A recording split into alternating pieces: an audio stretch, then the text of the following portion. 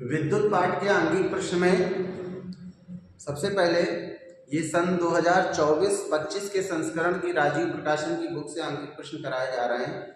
प्रश्न 1 देखेंगे। किसी चालक में 1.6 एम्पियर की धारा प्रवाहित होती है।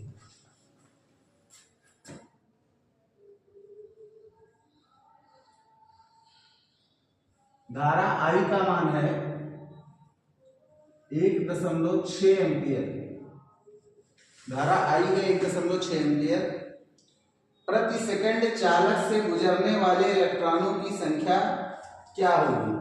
n का मान पूछ रहा है, t का मान है 1 सेकंड, प्रति सेकंड का मतलब हो गया 1 सेकंड, और इलेक्ट्रॉनों की संख्या n का मान पूछ रहा है। तो हम लोग ने पढ़ रखा है कि Q इक्वल टू होता है NE। Q इक्वल टू होता है NE। अब यहाँ पर E इलेक्ट्रॉनों की संख्या पूछ रहा है, तो E इलेक्ट्रॉन पर आवेश जो है E का मान हम लोग को पता है 1.6 गुणे 10⁻⁻19 कूलम ऋण आवेश होता है। लेकिन यहाँ पर हमको केवल संख्या निकालनी है, तो प्लस और माइनस से हमारा कोई मतलब नहीं है, हमें संख्या से मतलब है। तो आवेश का हमने केवल आंकिक मान लिया है कि कितना आवेश होता है। तो n इक्वल टू हो जाएगा Q upon E। n equal to हो जाएगा, Q का मान दे रखा है, Q का मान नहीं दे रखा है, और Q इक्वल टू हमने फार्मूला पढ़ रखा है, Q इक्वल टू होता है IT, विद्युत धारा के फार्मूले से। I equal to Q upon T से Q का फार्मूला होता है Q इक्वल टू IT। सारे मान रख देंगे। n इक्वल टू हो जाएगा, I का मान ऊपर दिया हुआ है 1.6 गुणे 1 बटे 1.6 गुणे 10⁻⁻19। हल करेंगे, 1.6 से 1.6 कट जाएगा और -19 ऊपर चला जाएगा, तो यहाँ पर n बराबर आ जाएगा 1 गुणे 10⁻+19। तो ये हो गया प्रश्न संख्या 1। बड़ा ही आसान प्रश्न है। उत्तर नंबर 2 देखेंगे। आंकिक प्रश्न का उत्तर नंबर 2 में ये कह रहा है किसी चालक पर कुल आवेश 8 गुणे 10⁻⁻19 कूलम। तो कुल आवेश को हम लोग Q से दिखाएंगे, स्मॉल q से दिखाएं या कैपिटल Q से दिखा सकते हैं। 8 गुणे 10⁻⁻19 कूलम, 8 गुणे 10⁻⁻19 कूलम कुल आवेश का मान ये दे रखा है। और यहाँ पर पूछ रहा है कितने इलेक्ट्रॉन। ध्यान दें, किसी चालक पर, चालक जो है वो हमेशा उदासीन होगा, और जब उसको आवेश दिया गया है तो कोई ना कोई या तो इलेक्ट्रॉन आया होगा या इलेक्ट्रॉन गया होगा, क्योंकि ये बता रहे हैं कि इलेक्ट्रॉनों की अधिकता है, क्योंकि ऋण आवेश है मतलब इस पर इलेक्ट्रॉन आए हैं। तो कितने इलेक्ट्रॉन आए हैं, तो सीधे E का मान हम लोग को पता है, इलेक्ट्रॉन E का मान होता है 1.6 गुणे 10⁻⁻19 कूलम। तो Q इक्वल टू NE वाला फार्मूला हम लोग लगा देंगे, Q इक्वल टू NE। तो यहाँ से n का मान हो जाएगा Q अपॉन E। n बराबर हो जाएगा Q अपॉन 8 गुणे 10⁻⁻19 बटे हो जाएगा E 1.6 गुणे 10⁻⁻19। दशमलव हटाया, जीरो बढ़ाया, दशमलव हटाया, जीरो बढ़ाया, 16 एकम 16, 16 पंचे 80, और 10⁻⁻19 से -19 कैंसिल, n बराबर आ गया 5 इलेक्ट्रॉन। तो इलेक्ट्रॉनों की संख्या कितनी आ गई? इस स्थिति में इलेक्ट्रॉनों की संख्या हो जाएगी 5।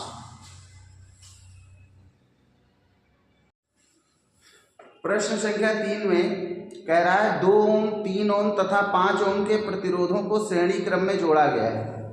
तो उत्तर नंबर 3 में अगर हम लोग देखें, R1 का मान 2 ओम, R2 का मान 3 ओम और R3 का मान 5 ओम। 2 ओम, 3 ओम और 5 ओम के प्रतिरोधों को श्रेणी क्रम में जोड़ा गया है। तो श्रेणी क्रम में अगर हम लोग को जोड़ना होगा तो कैसे जोड़ेंगे? यहाँ पर इस प्रकार से जोड़ेंगे।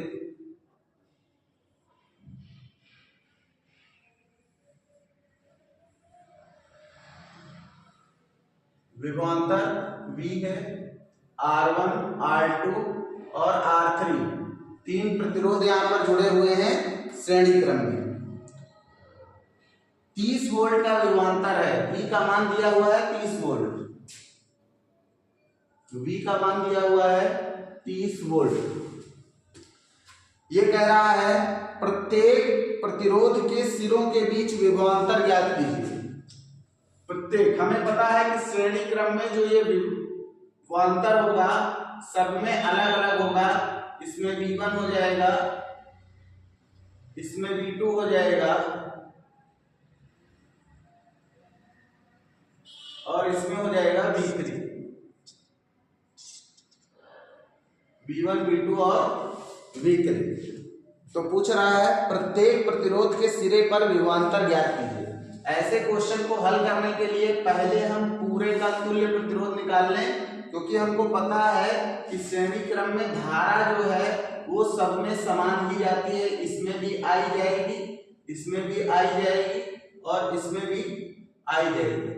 तो अगर हमें आई का मान पता लग जाए तो हम यहाँ से V = IR1 लगा देंगे, V1 = IR1 लगा देंगे, V2 = IR2 लगा देंगे और V3 = IR3 लगा देंगे।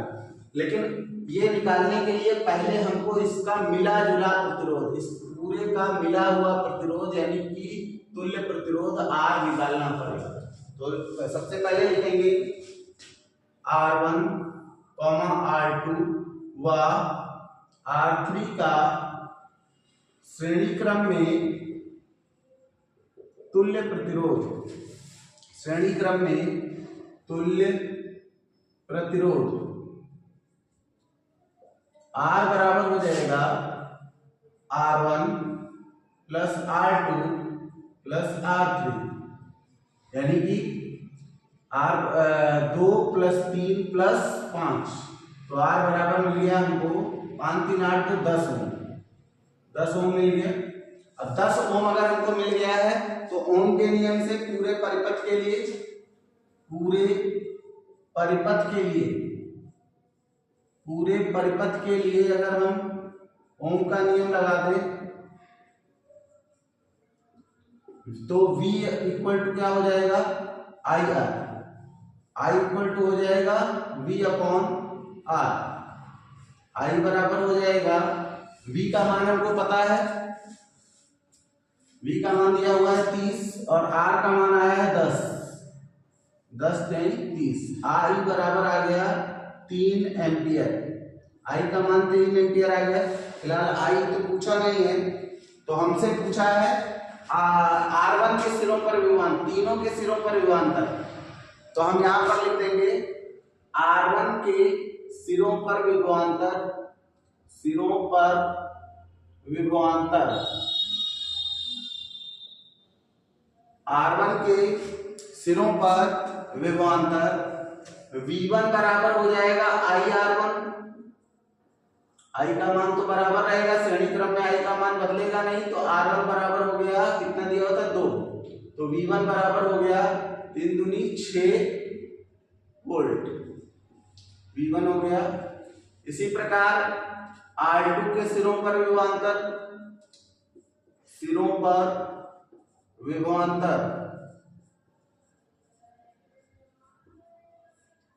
तो V2 बराबर हो जाएगा IR2, V2 बराबर हो जाएगा IR2। तो V2 बराबर हो गया 3 × R2 का मान दिया हुआ है 3, यानी कि V2 बराबर 9 ओम। और इसी प्रकार V3 के सिरों पर विभवांतर, R3 के सिरों पर विभवांतर, R3 के सिरों पर विभवांतर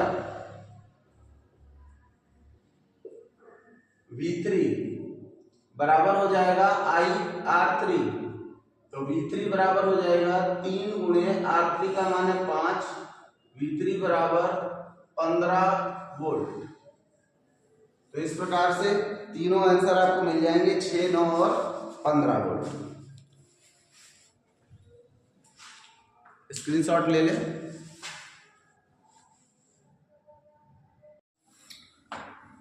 आंकिक का चौथा प्रश्न देखें, आसान प्रश्न है। कह रहा है किसी परिपथ में प्रति मिनट चौथे क्वेश्चन में t का मान दिया हुआ है 1 मिनट।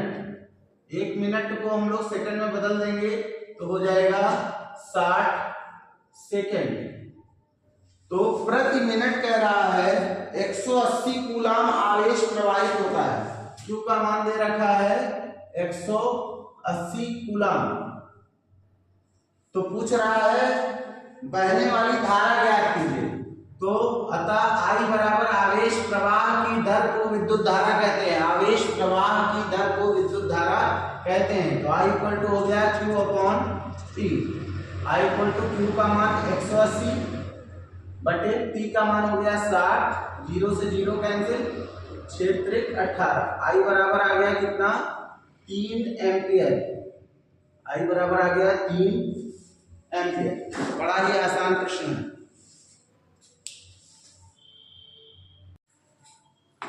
प्रश्न नंबर 5 अगर देखते हैं तो कह रहा है दो प्रतिरोधों के मान क्रमशः 6 ओम तथा 3 ओम है। R1 बराबर दे रखा है 6 ओम और R2 बराबर दे रखा है 3 ओम। 6 ओम और R2 दे रखा है 3 ओम। कह रहा है इनके संयोजन से बनने वाले अधिकतम व न्यूनतम प्रतिरोध की गणना करिए। हमको पता है अधिकतम प्रतिरोध जो होता है वो श्रेणी क्रम में जोड़ने पर प्राप्त होता है और समांतर क्रम में जोड़ने पर दिए गए प्रतिरोधों में जो सबसे कम प्रतिरोध होता है उससे कम तुल्य प्रतिरोध हमको प्राप्त होता है। इसका मतलब श्रेणी क्रम में जोड़ेंगे तो अधिकतम प्रतिरोध प्राप्त होगा। तो सबसे पहले अधिकतम प्रतिरोध, अधिकतम तुल्य प्रतिरोध के लिए श्रेणी क्रम में जोड़ने पर, श्रेणी क्रम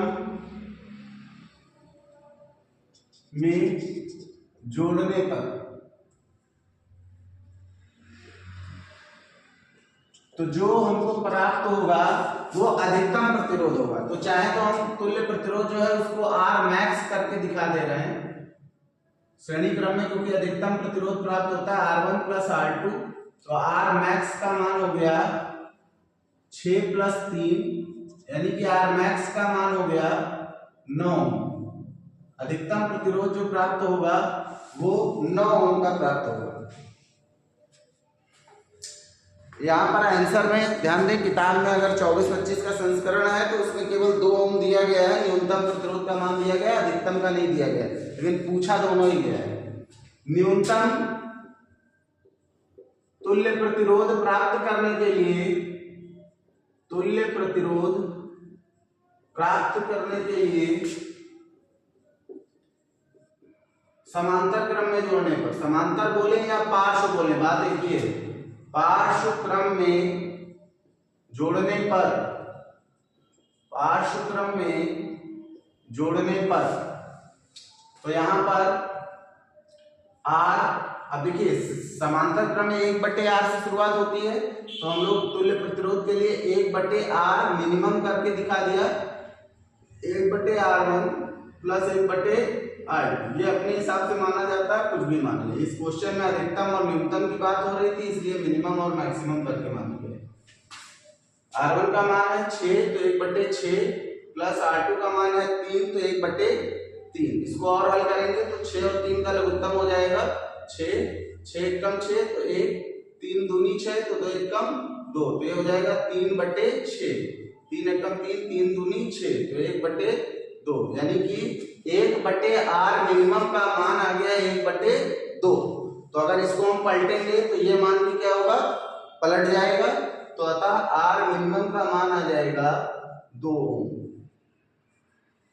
तो यहाँ ये एक आंसर ये हो जाएगा और एक आंसर ये हो जाएगा। बुक में केवल ये आंसर दिया हुआ है, ध्यान दें, हमको ये भी आंसर में करके दिखाना है।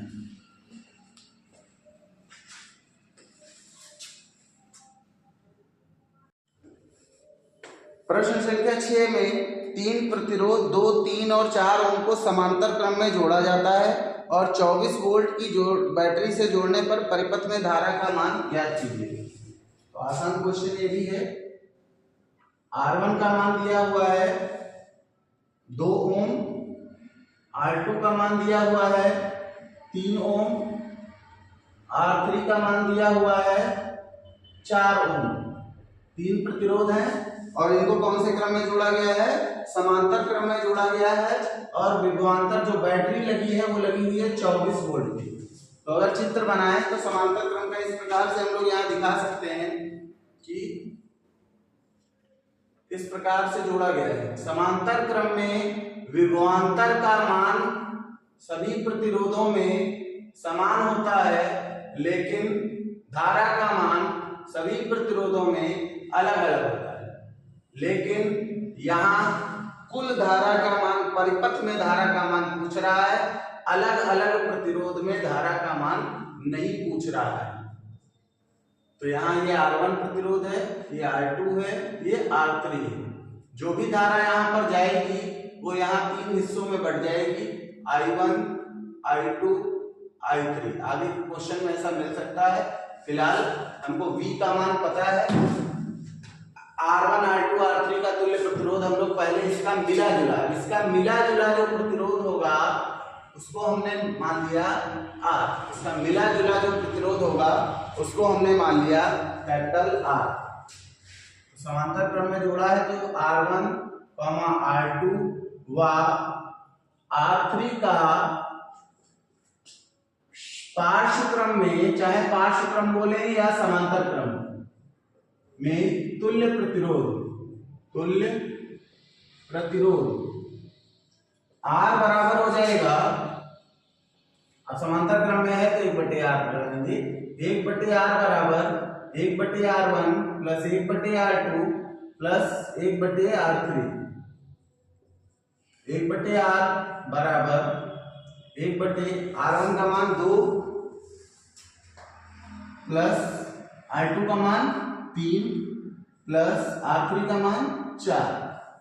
तो 1/R इधर भी नीचे कर लेते हैं। 1/R बराबर 2, 3 और 4 में लघुत्तम हो जाएगा 12। 2 छंग 12, 6 एकम 6, 3 चौक 12, 4 एकम 4, 4 3 12, 3 एकम 3, 6 4 10 3 13। 1/R बराबर 13/12। तो R बराबर हो जाएगा 12/13। R बराबर 12/13 ओम। R बराबर हो गया 12/13 ओम। अब हमको निकालना है धारा का मान, अतः परिपथ में धारा, कुल धारा की बात हो रही, परिपथ में धारा जो तीनों को मिला के भी यहां से निकल रही है। तो I बराबर हो जाएगा V equal to I R होता है, तो I इक्वल टू हो जाएगा V अपॉन R। तो I बराबर हो जाएगा, V का मान है 24, R का मान है 12/13। तो 12 और 13 चला जाएगा, 12/13 रखेंगे तो 12 और 13 कहाँ चला जाएगा? ऊपर। 12 एकम 12, 12 दूनी 24। I बराबर हो जाएगा 26 एम्पियर। I बराबर हो गया 26 एम्पियर।